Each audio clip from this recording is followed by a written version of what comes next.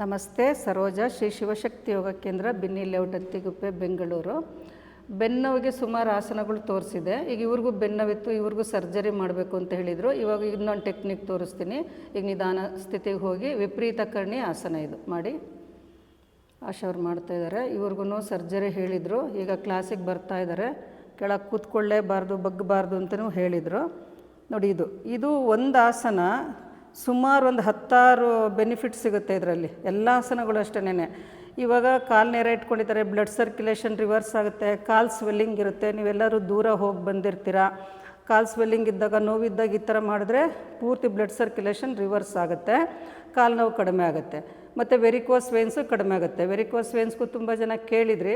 ಈ ಥರ ಮಾಡ್ಕೊಳ್ಳಿ, ಒಂದು 10 ನಿಮಿಷ 15 ನಿಮಿಷ ಈ ಥರ ಇದ್ದರೆ ರಿಲ್ಯಾಕ್ಸ್ ಆಗುತ್ತೆ. ಈಗ ನೋಡಿ, ಬ್ಯಾಕ್ ಪೇಯ್ನ್ ಇರೋದ್ರಿಂದ ಈ ಥರ ಮಾಡಿದಾಗ ಬೆನ್ನು ರಿಲ್ಯಾಕ್ಸ್ ಆಗುತ್ತೆ ಚೆನ್ನಾಗಿ, ಮತ್ತು ನಿದ್ದೆ ಚೆನ್ನಾಗಿ ಬರುತ್ತೆ. ಪೀರಿಯಡ್ಸ್ ಪ್ರಾಬ್ಲಮ್ ಇದ್ದರೂ ಕಡಿಮೆ ಆಗುತ್ತೆ. ಇದು ಒಂದು ಆಸನ ತುಂಬಾ ಹೆಲ್ಪ್ ಆಗುತ್ತೆ. ಎಲ್ಲ ಥರದ ಸಮಸ್ಯೆಗಳಿಗೆ ನಿದ್ದೆ ಚೆನ್ನಾಗಿ ಬರುತ್ತೆ, ಸ್ಟ್ರೆಸ್ ಕಡಿಮೆ ಆಗುತ್ತೆ, ಬ್ಲಡ್ ಸರ್ಕ್ಯುಲೇಷನ್ ರಿವರ್ಸ್ ಆಗೋದ್ರಿಂದ ಹಾರ್ಟಿಗೆ ಚೆನ್ನಾಗಿ ಬ್ಲಡ್ ಸರ್ಕ್ಯುಲೇಷನ್ ಆಗುತ್ತೆ.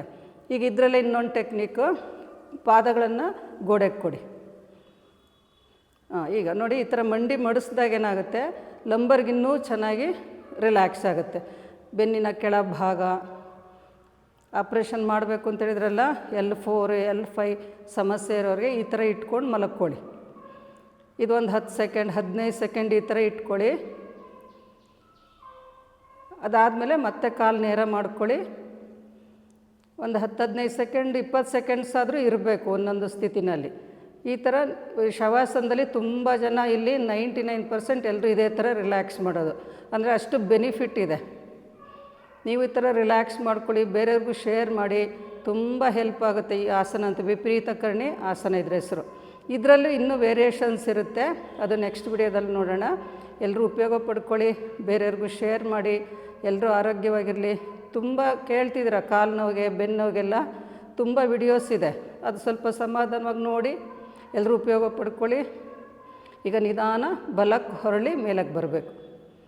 ಕಾಲು ಮಡಿಸ್ಬಿಟ್ಟು ಬಲಕ್ಕೆ ಹೊರಳಿ ಸ್ವಲ್ಪ ಹೊತ್ತಿದ್ದೊಂದು 5 ಸೆಕೆಂಡ್ ಇದ್ದು ನಿಧಾನ ಮೇಲಕ್ಕೆ ಬರಬೇಕು. ಎಲ್ಲರೂ ಉಪಯೋಗ ಪಡ್ಕೊಳ್ಳಿ. ಇದು ಬೇರೆಯವ್ರಿಗೂ ಶೇರ್ ಮಾಡಿ. ಎಲ್ಲರೂ ಆರೋಗ್ಯವಾಗಿರಿ. ನಮಸ್ತೆ.